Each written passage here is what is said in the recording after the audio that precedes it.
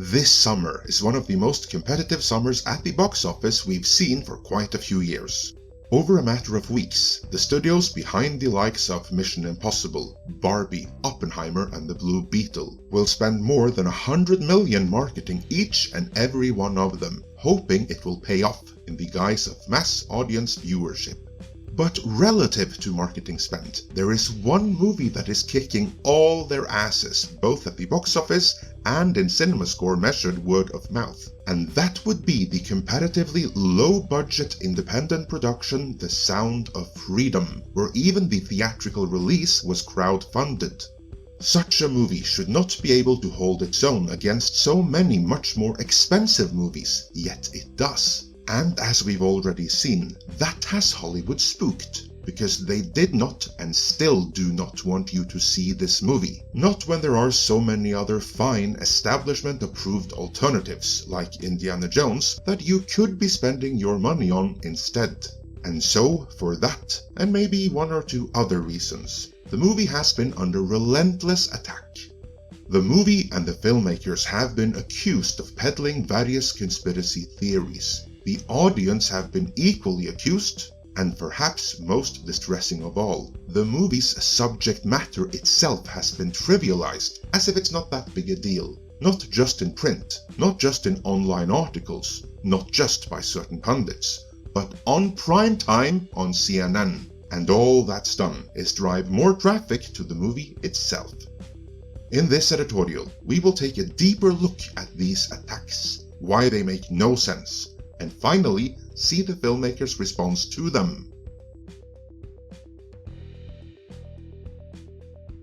Let's begin with a take from someone who, ever since the aftermath of Super Mario Bros., has had some surprisingly good takes. This just isn't one of them. So, many of you over the past couple of days have been like, why aren't you covering Sound of Freedom? Why isn't Sound of Freedom getting more coverage in the press overall?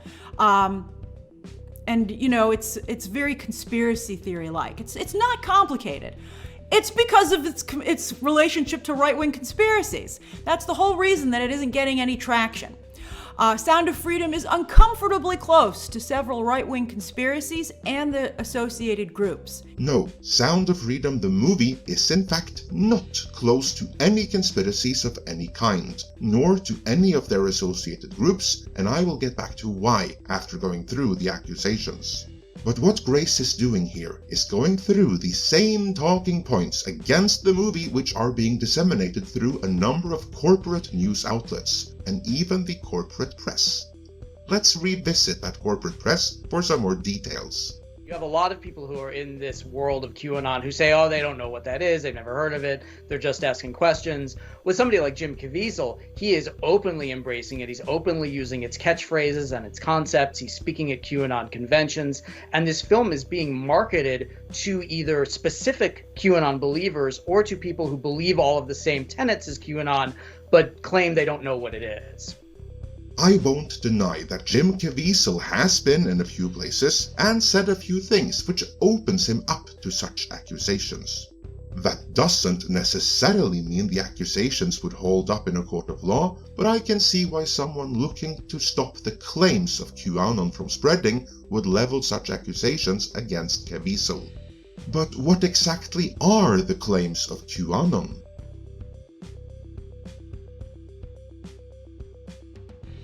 I actually had to look this up. This is not the subject matter on which I have any real expertise, but apparently it boils down to that the world, allegedly, is run by an elite cabal of, what's the term they're trying to make household? Minor attracted persons who operate these rings in which nasty stuff are done to minors, and it's not always restricted to sexual interactions.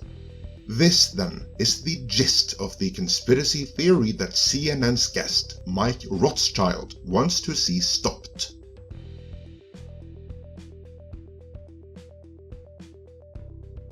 Let's see what more he has to say, including about the movie. And The Sound of Freedom does focus on a real issue of sex trafficking. But that theme, it's sort of like that kernel of truth that feeds the QAnon conspiracy theory. Tell us how those two things work together. Sure, and the most durable and the most believable conspiracy theories are not entirely false. There's something in them that is true and the rest of it is false, but the believers point to the one true thing and they say, oh, you don't believe that this particular thing is true. In terms of child trafficking, we know trafficking is real. We know it has real victims. No one is denying that. But these films are created out of moral panics. They're created out of bogus statistics. They're created out of fear. And with something like Sound of Freedom, it specifically is looking at QAnon concepts of these child trafficking rings that are run by the high-level elites, and only people like Tim Ballard and only people like Jim Caviezel, and by extension, only people like the ticket buyer can help bring these trafficking rings down. So there's a very participatory element. You're not just going to see a movie, you're just killing 2 hours on a hot day. You are helping bring down these pedophile rings and save children. Now, it's not true, but it's a very comforting and it's a very warm feeling to have. So, that was some conflating between QAnon, Caviezel and the movie right there. But there's a problem here. You see, the timeline doesn't add up.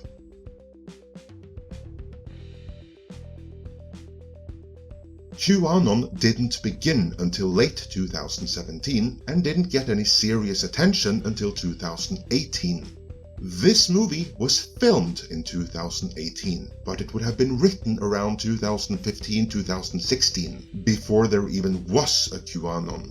More importantly, the movie is based on real events, and the main sting featured in it was even covered in the mainstream news at the time. In 2014, CBS did a feature story on Tim Ballard, which we regrettably can't show here in its original form since it's on YouTube and copyrighted. But it breaks down events pretty much exactly as they transpired in the movie. CBS showed the actual footage of Underground Railroad renting an island house, rigging it with hidden cameras to document the crime, coordinating with Colombian authorities and negotiating with the traffickers. Then, 25 Colombian special operatives stormed the party, arresting 5 suspects. 4 men and 1 former beauty queen, as depicted in the movie, all charged with child trafficking. There was no hint of any kind of cabal running the world, so no matter what Jim Caviezel may have said since, it's not in the movie, and anyone who claims it is are flat out lying. To wit, the movie's director spoke out about the naysayers in general, and about this CNN piece in particular, telling Steve Bannon, which probably won't make the political divide any less, I'm glad that at least they are in your face. So there's evidence who wants to support a movement that is designed to end child trafficking and who doesn't. So it's right there in your face. True that. Many have made it very clear where they stand, even some pundits who refuse to see the movie. So, are there any more problems with the Sound of Freedom?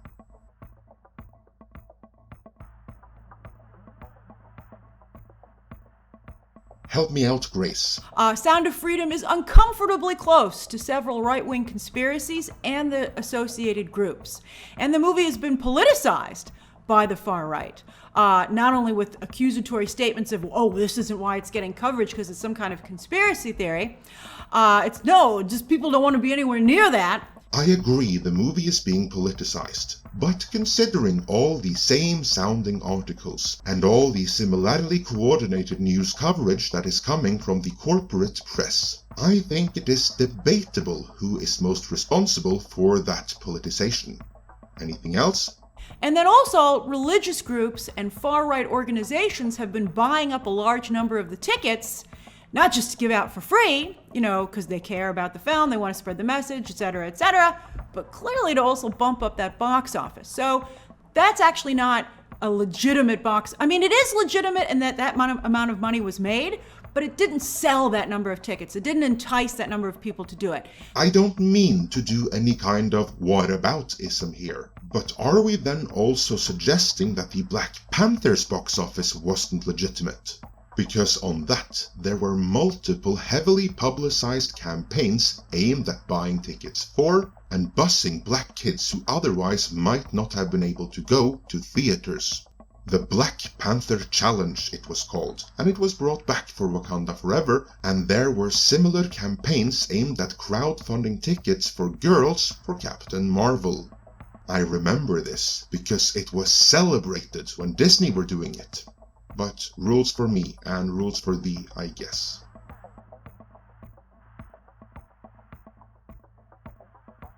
For anyone hoping cooler heads will prevail and those opposing the movie now will come to their senses, I would not hold my breath waiting for that. Because after already having endorsed it on his Truth Social, the Orange Man himself is going to screen the movie at his Bedminster, New Jersey golf club, which is sure to make the movie's detractors dig themselves even deeper down their trenches. Case in point, in their right above this, establishment outlet Rolling Stone accused conservatives of being obsessed with the movie. That's what we call projection, given their earlier coverage, before repeating all the usual talking points of why no one should see the movie ever. So, did they, Mike Rothschild, and everyone else repeating the same talking points convince you, or will you see the movie in spite of them? If you already have seen it, what did you think about it? And what do you think about everyone trying to prevent audiences from going? Let me know in the comments.